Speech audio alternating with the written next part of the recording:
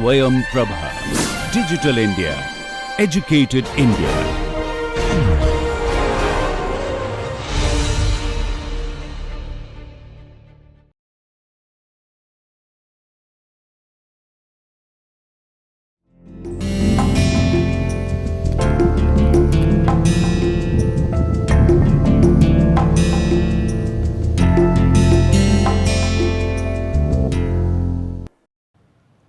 Welcome.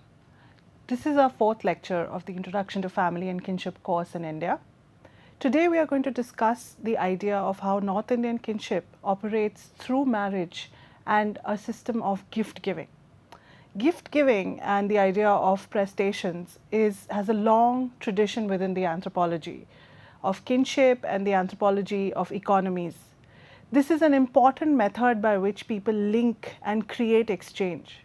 As discussed in our first lecture, the study of Levi-Strauss' idea of kinship is not only based on the difference between nature and culture or the coming together of nature and culture, but through the idea of how exchange works.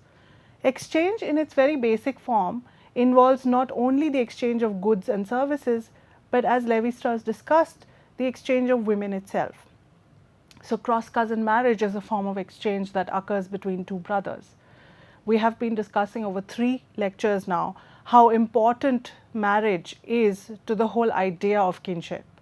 Exchange is conceptualized as a form of marriage. However, for the purposes of what we do today, North Indian kinship, or what Iravati Karve called Indo-Aryan kinship, is also based on this very important idea of gift giving. Now, exchange is also linked to the giving of gifts and the return of gifts. If you know a simple idea of gift giving, when you give a gift, you incur obligation on the person you're giving the gift to. It's an obligatory relationship. When you take a gift, you must return it. However, this gift giving relationship works in different modes in different societies. You may give a gift and refuse to return it, you may take a gift but refuse to return it, or you may give a gift and never get a return. That happens too. But ideally, a gift giving relationship comes with its own set of rules and obligations. This is important to understand how kinship works, because kinship too is based on an idea of gift giving. We will go into it in detail as we go along in this lecture, but for the purposes of beginning this lecture, I would like to recall the last lecture and our focus on blood and symbolism. If you recall, we discussed Schneider's notion of how symbolic ideas of kinship help us to understand cultures better. Within such an idea, blood works very importantly. We understood and talked about Rokto in Bengali kinship and Utampa and Uyir in Tamil kinship. For today's lecture, we begin and continue with this idea of blood within North Indian kinship to build a bridge to the idea of how gift giving comes through. You will understand as we go along. Within North Indian kinship, one of the earliest studies to be undertaken was that by Paul Hirschman of Punjabi kinship. Paul Hirschman studies Punjabi kinship especially from the vantage point of how procreation works within it. Unlike other cultural analysis where procreative ideologies are very important, as we saw in the case of Bengali kinship where Ostor and Frazzetti talk about the seed and the earth, and in case of Tamil kinship where Stephen Barnett talks about the Utampa and Uyir, in case of Punjabi kinship, Paul Hirschman is very clear about the importance of procreative ideologies. He sees procreative ideologies as having a very minimal importance. The importance instead is based on how procreative ideologies are understood and imagined through the idea of superstition. So conception within Punjabi kinship is not as detailed or as imagined as it is in Bengali kinship. This is particular because this means, according to Hirschman, that Punjabi kinship encourages and gives importance to both the mother and the father's contribution to conception. Unlike in the seed and earth ideology where we know that the father's contribution to the child is much more important than that of the mother's. In case of Punjabi kinship, interestingly, both mother and father have equal contributions to make, both in the act of the conception and in the birth of the child. However, what is important for Paul Hirschman is how superstitious ideas work through these conception ideologies when there is none. So for instance, there is a big body of work which encourages couples to think of giving birth to a boy. This is also seen according to T.N. Madan's study of the Pundits of Kashmir, but we'll come to that later. So for instance, copulation on the right side leads to the birth of a girl, and on the left side leads to the birth of a boy.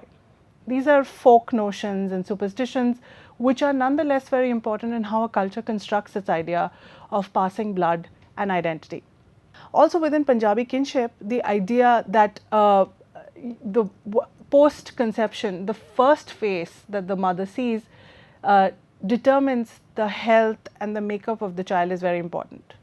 Ideally, the first face you see is that of your husband, but it might also be of your mother-in-law in a joint household.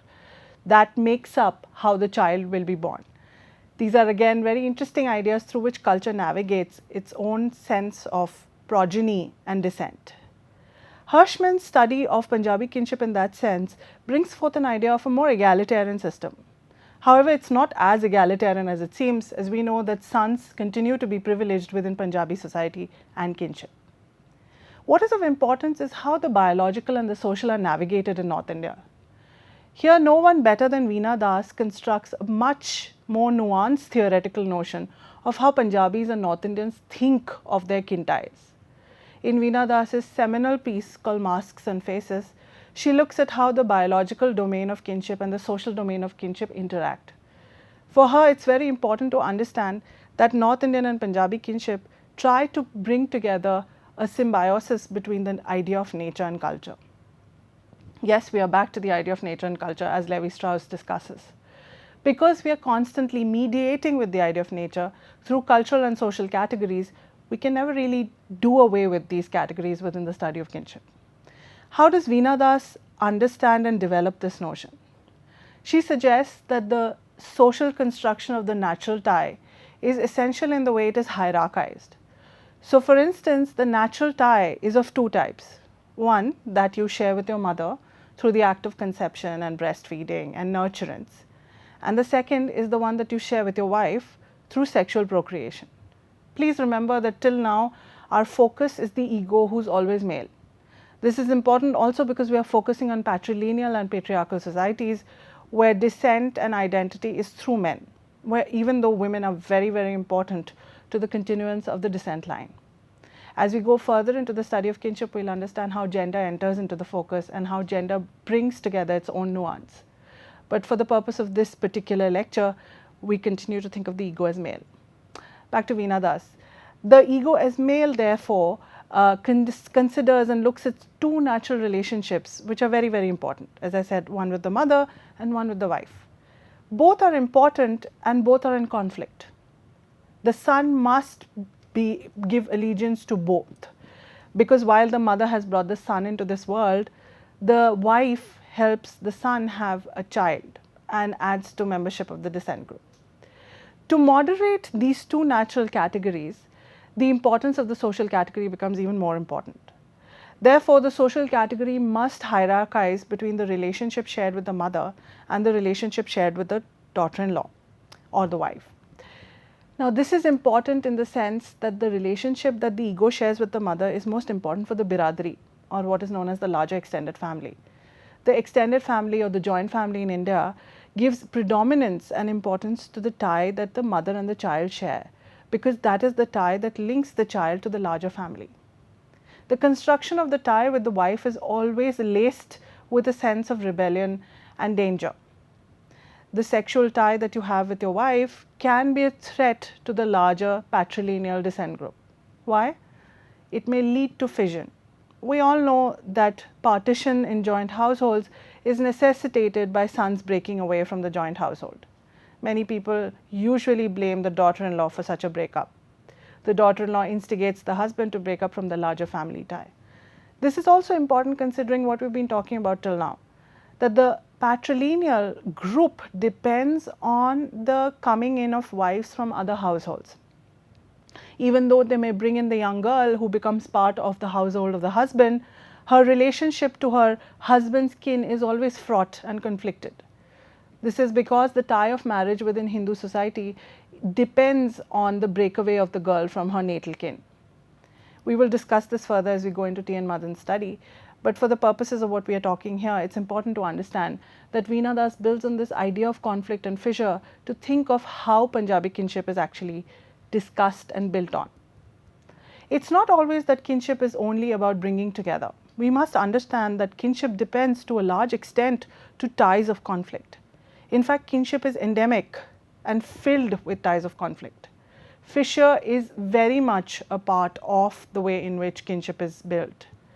To understand how this kind of friction works, Veena thus builds on this idea of masks and faces. She suggests that the way in which natural behavior or natural ties are mediated through social codes is through the process of putting on masks and faces. Here I'll take a slight detour to look at how Veena Das depends on Erving Goffman's theory of the dramaturgical approach to build on masks and faces. The American sociologist Erving Goffman coined the theory of the dramaturgical approach to look at how people behave in social interaction. The dramaturgical approach, as the name suggests, draws from the idea of theatre or drama. Erving Goffman suggests that people have two sets of interactions that they mediate, one in the front stage and the other in the backstage. The front stage is the relationship that you put in. It is a front, it is a mask that you put in most of your social interactions. The backstage, on the other hand, is where you prepare for the front stage. This is an important distinction. Goffman looks at this kind of interaction in places such as the asylum, which are total institutions, where people may enact as per the rules of the institution and may do something else privately. Goffman also looks at how the dramaturgical approach affects the way people manage things like stigma.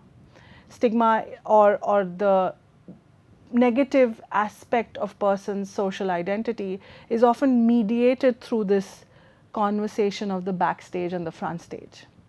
Veena Das uses Goffman's idea of the dramaturgical approach in a very interesting way to look at Punjabi kinship. She uses the idea of the masks and the face to look at how people negotiate these codes of the social and the biological in their intimate relationships. In order to understand and mediate between your relationship that you have with your mother and your wife, you have to be very careful.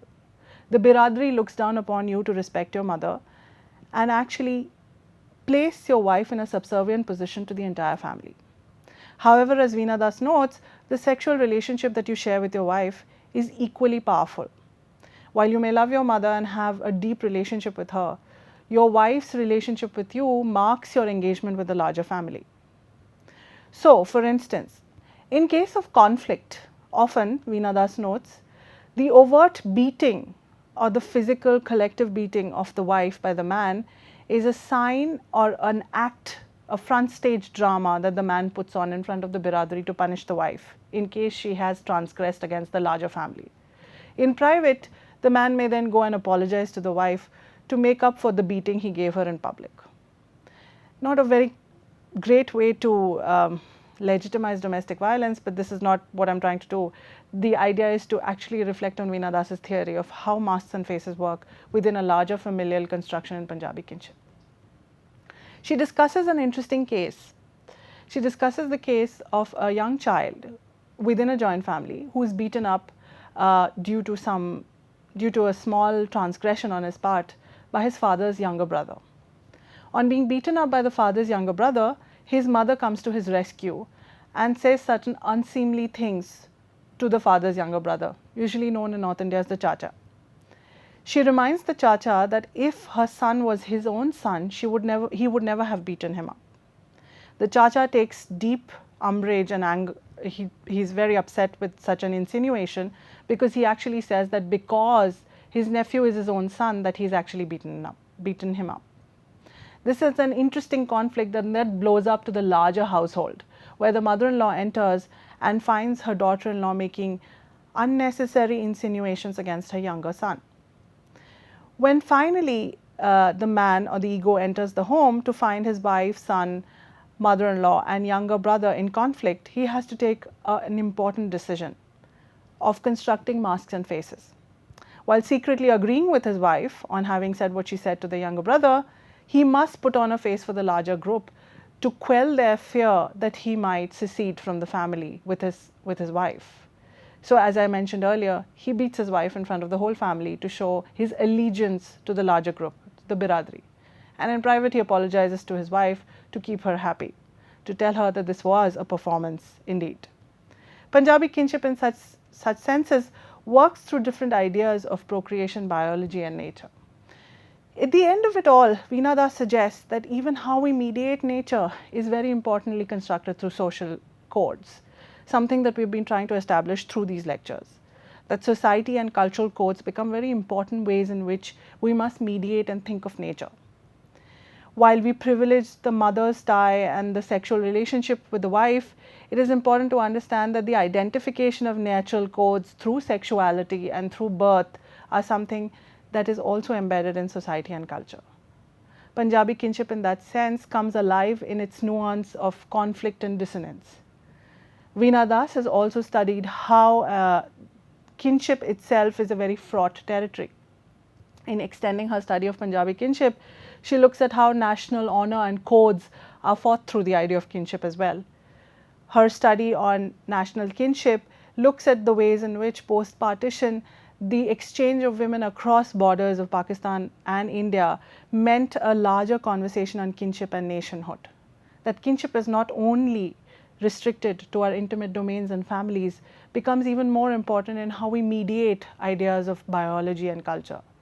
In her analysis of partition documents which dealt with the exchange of women from Pakistan and India, Veena Das finds both countries mediating the exchange through identities given to women as wives and mothers and daughters.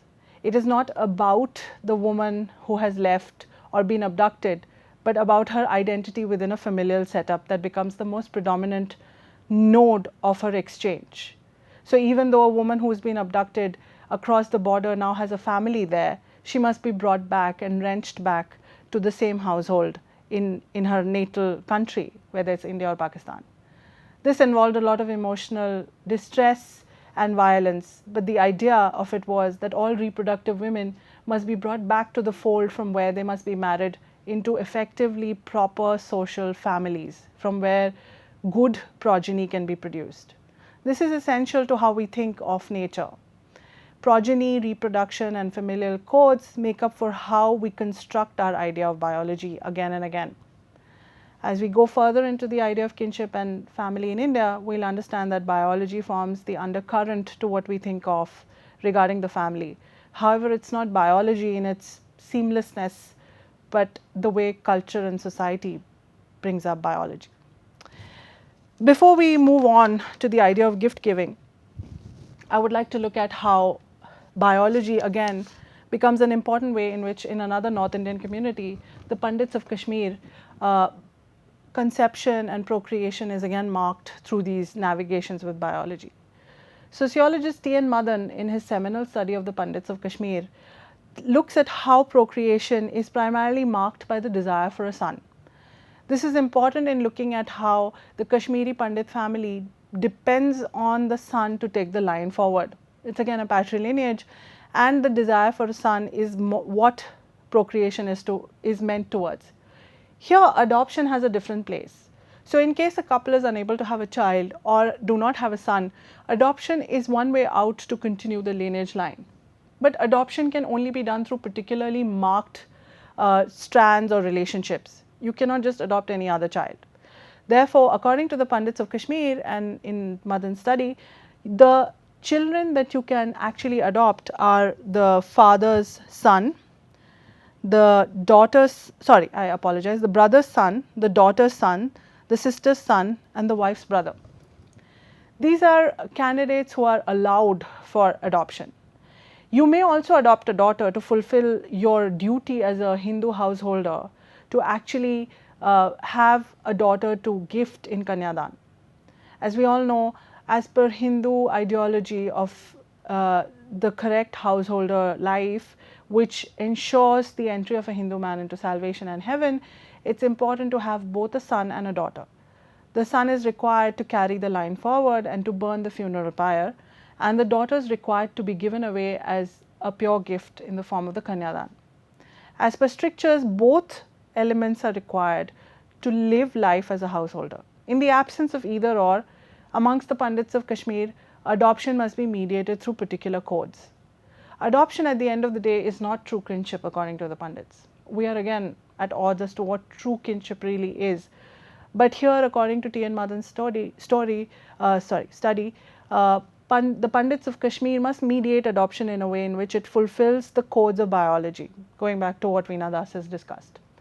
Therefore, a particular kin can only be adopted. Now, within such an enterprise, it's important to understand how the mother's brother can also be adopted.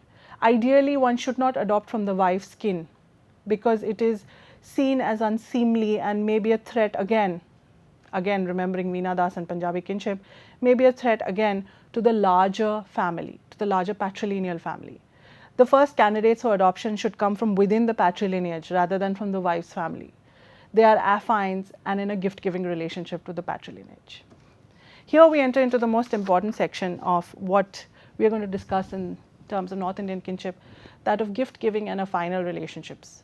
As I mentioned earlier, the tie of affinity is very important within the study of kinship. The tie of marriage makes and breaks many things. With the study of the elementary structures of kinship, Levi-Strauss made marriage absolutely fundamental to the study of kinship. Even today, most studies on kinship and family across the world are centered on the study of marriage. More so in India, where marriage continues to mark our engagement with India and Indian society. We are obsessed with weddings and how wedding rituals operate even today. Current and contemporary studies in India actually look at the way in which wedding rituals come to mark contemporary social changes. However, for the purpose of this lecture, I have to insist on the idea that North Indian kinship is very much dependent on the idea of gift giving and prestations. Gift giving, as I was mentioning earlier, is a seminal part of North Indian kinship. This is primarily because of the asymmetrical relationship that wife givers and wife takers share. As mentioned earlier in the first lecture, wife givers and wife takers in the North Indian kinship system are unequal. They are not in a relationship that breeds egalitarianism. The wife giver is always inferior to the wife taker, and the wife taker actually is a patron of the wife giver. Even though the gift of the virgin and all other gifts flow from the wife giver to the wife taker, it is in a relationship of inferiority and superiority. Thus, we must understand how this relationship of wife giving and wife taking marks our understanding of North Indian kinship.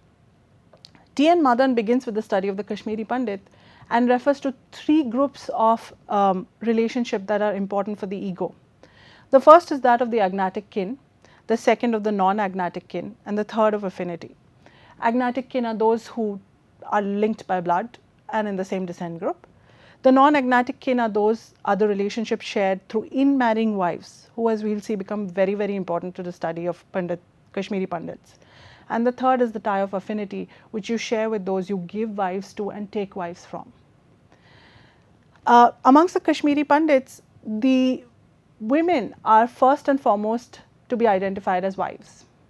Nowhere else within cultural understanding in India is the woman only the wife. The woman is also the mother, the woman is also the sister, the woman is also the daughter. Within Indian culture, the woman is first and foremost the mother. Her status as the mother and her identity as the mother is the most important. Amongst Kashmiri Pandits, interestingly, the woman is first and foremost the wife. She is the wife first and the mother, daughter, sister later. This is interesting because it establishes the idea of exchange between two families. Someone has given the woman as a wife and someone has taken her as a wife. In understanding how she is predominant as the wife, we must look at how the Kashmiri Pandit family is broken up. So, at the center is the Gada,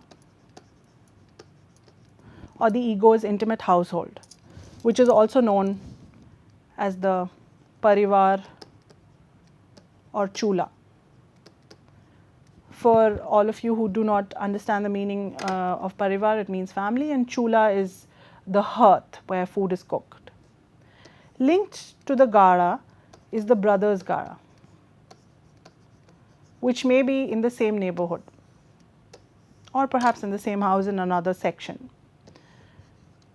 And the gara of other kinsmen, cousins, uncles, mother's brother. These link the ego together into a larger group. This group is known as the Kotamb, or one's extended family.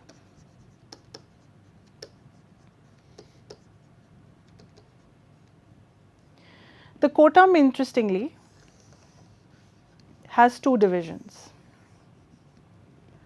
There is the Sakula or the Zamati, and the Amati. The Zamati refers to all those who belong to the same lineage as yourself as the ego. The Amati refers to all those who have married into your lineage. So the best example of this are in-marrying wives, such as the daughter-in-law and the mother. Interestingly, for the ego, who forms the basis of the gara, and again the male ego, his mother at most times is the Zamati. The mother heads the household, is part of the household, and therefore is the Zamati for the ego.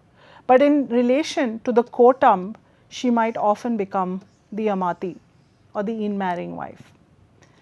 This is a very important idea which comes through in how women are constructed amongst the Pandits in Kashmir, that they are primarily to be made and unmade through the act of exchange.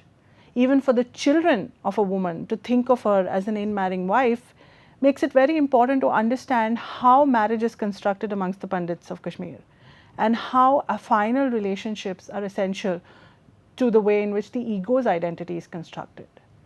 So, besides her identity as a mother, as a wife, the Pandit woman becomes the sole repository of her family's exchange to another family.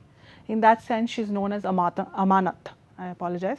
Amanat, or the idea of Amanat, is that of a property that another family keeps for safekeeping. In that sense, she is already a property that belongs to someone else that her family is nurturing. In North India, the woman as Amanat is a very common idea. As you know, in other parts of North India, women are known as Paraya Dhan, something I mentioned earlier in lecture 2. Paraya Dhan also carries with it the idea that a woman belongs to someone else but is in her natal family, or in the family where she was born, only for a short period of time to be nurtured and finally given away. Such an idea is now being strongly contested in society for being both sexist and problematic for women's rights, but we'll come to that later. For the time being, such a structural idea carries with the notion that as a wife, the Pandit Kashmiri woman can leave her gara, her father's family, and go and join her father's gara. The moment she gets married, her father's gara is closed to her. She cannot go back. It does not belong to her, and she does not belong to it. Instead, she goes to her husband's family, which is known as Varyu. Here, she slowly socializes into turning her husband's family household into her own gara. So, the transference of household and household identity happens through the act of marriage. The other significant study to see how a woman transforms more easily than a man in North Indian kinship is that by R.S. Khare on the transformations that women undergo from being Kanya to Mata, from a virginal woman to that of motherhood. This is critical because at each stage a girl transforms herself from her family from the family she was born in to the family of her marriage and of her conjugal family. This transformation occurs most on the woman and through the woman. It is very rarely enacted on the man, because within patrilineal society men carry descent and identity, but women must change their identity to become part of the patrilineal setup. So therefore, the Pandit Kashmiri woman is foremost the wife. Her identity as grandmother, mother, sister, daughter comes after her identity as a wife. We see that in the conceptualization of how the ego ultimately thinks of the mother as Amati and not as Zamati. Zamati being your own kin and Amati being in marrying wives. Finally, in the Pandit household, if you are a widow, you are a lost woman. According to T. N. Madan, the widow has no place within the Pandit household. She's lost and has no space for redemption. She's not invited to key rituals and is relegated to the household as someone who has no identity or status. We saw this in our brief discussion of Sarah Lamb's study of widows in West Bengal, where too they were relegated to the fringes of the main household because, first of all, their sexuality and their reproductive status was complicit, and secondly, because they were unmarried, and the Hindu woman's primary identity within the patrilineal descent group is through her identity that she shares with her husband and his larger group. So amongst, when you think of the Pandit woman as a wife, certain ideas about wife givers and wife takers becomes more interesting and more nuanced. T.N. Madan talks about the Pandits having 3 sets of wife givers and wife takers, which he details through the following diagram. At the center, if we again take our household of reference,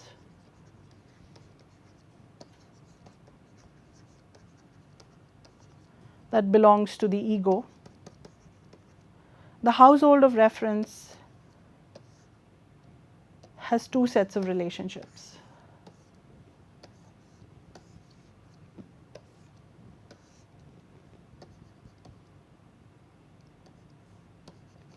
One is with the wife givers who give them wives, the other is with the wife taker to whom they give wives. However, these 2 groups have separate relationships with other groups. So, for instance, this group may have a wife taking relationship with other wife givers, and the same group might have a wife giving relationship to other wife takers. Similarly here, this group might have a wife taking relationship with other wife givers and a wife giving relationship to other wife takers. This basically means that this whole setup doesn't exist in a vacuum. The ego's family operates through other groups which are linked to each other in this giving and taking relationship. You may also give and take from the same family, unheard of but possible, but by and large you continue in an asymmetrical fashion. Therefore, for ego, family becomes bifurcated into 3 types: the mother's kin, the mother's brother's wife's kin who are not family, and the affines who are mother, sister's husband and children. Let us think about this further. For the ego, his family through the mother's kin becomes very important when we look at rituals and rites of passage. We look at that as we go along. The mother's brother's wife kin is another family, but not someone you're related to, primarily because your family has already taken a wife from your mother's brother. Your mother has come from your mother's brother's family, and you are in a wife taking relationship with your mother's brother's family, and the wife's family, which is in a relationship of wife giving to the mother's brother. So if this is the mother's brothers, if they are giving your wife, which is your mother, then this is your mother's brother's wife's family, and they cannot be kin with you because they are in a relationship of wife giving and you are in a relationship of wife taking. It's an unequal relationship again. The twain shall not meet.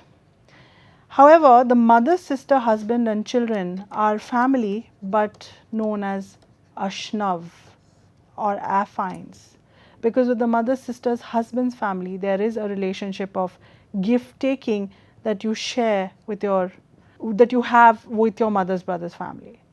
That makes you affines again, because the mother, sister's, husband family has also taken women. If you understand this convoluted idea, we'll go further to understand how it works. This notion of wife giving and wife taking therefore works in a way in which you as an affine are linked to other wife takers and other wife givers. So your mother's brother family as a family that gives women links you with other groups who have also taken wives from your mother's brother. Therefore, your mother's sister's husband family and you are at the same level of a final relationship. You have taken women from the same group. However, your mother's brother's wife's family is not equal to you, and you cannot call them kin either through affinity or through the ties of blood, because they have given women to your mother's brother, which is an asymmetrical relationship. You have not given women to your mother's brother's family, you have taken from them. So therefore, the relationship does not exist.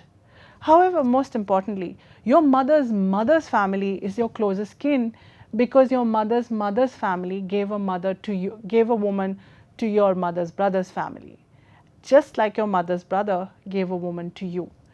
But they are family through the linkages of blood as well.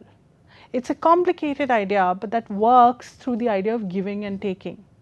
Giving and taking, as I said earlier, like gift giving, incurs credit and debit.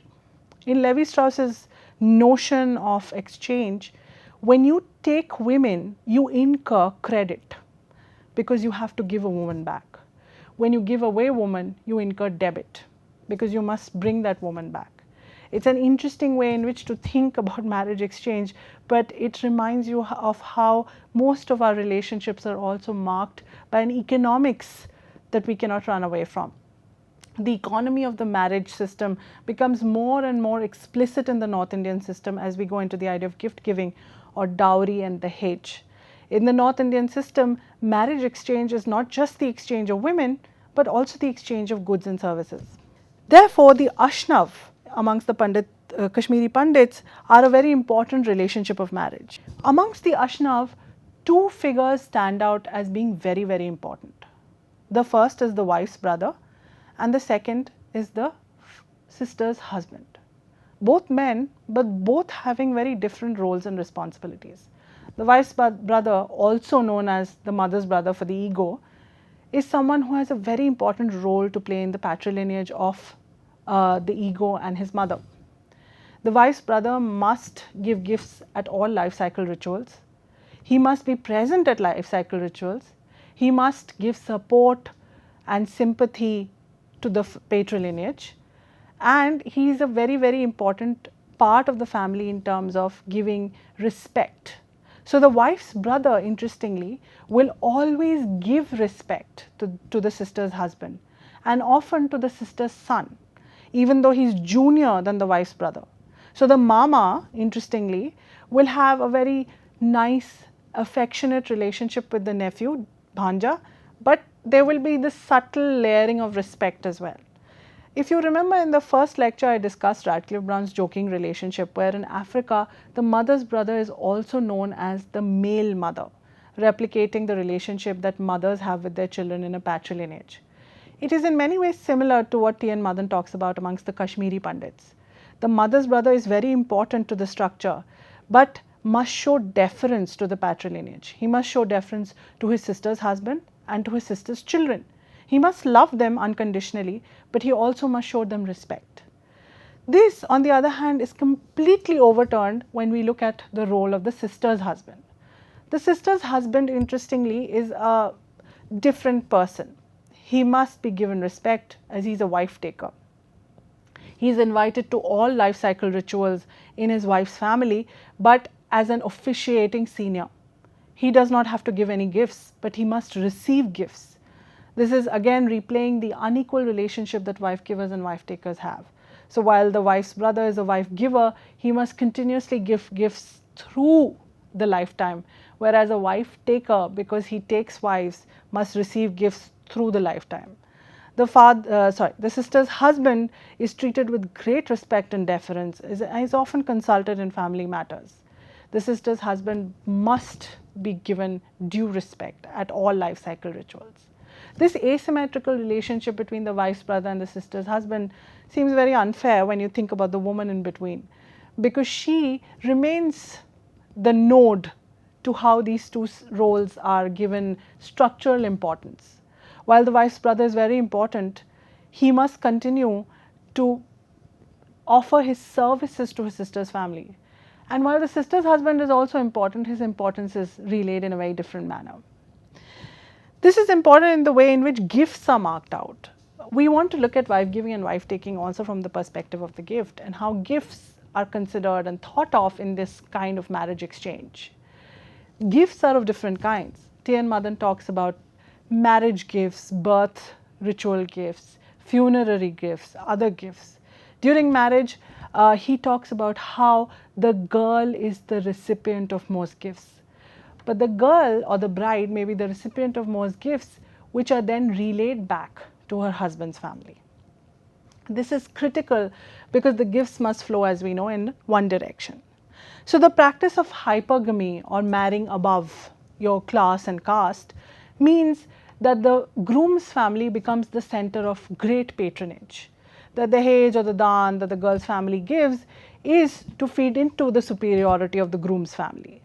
They must not only give gifts one way, but the groom's family must never think of reciprocating the gift exchange. They are not expected to give gifts back, they are expected to receive them.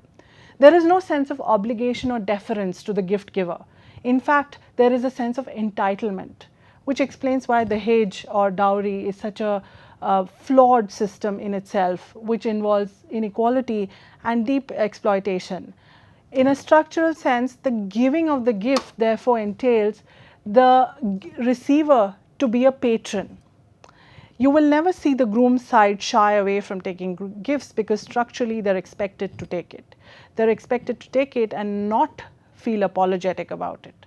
This is different from gift giving as we understand it. You do know that when your friend gives you a gift on a birthday, you have to give it back on his or her birthday. That's just how it works. If you don't give the birthday gift back, your relationship is over. I'm being dramatic, but it is true about the gift giving relationship. You also know that a gift entails many different kinds of obligations. Therefore, in earlier anthropological studies, especially amongst the Trobriand Islanders close to Australia, gift giving was a whole system itself, where certain tribes gave gifts and took gifts over a long period of time to maintain harmony and respect amongst each other. Thus, not giving a gift back is sacrilege.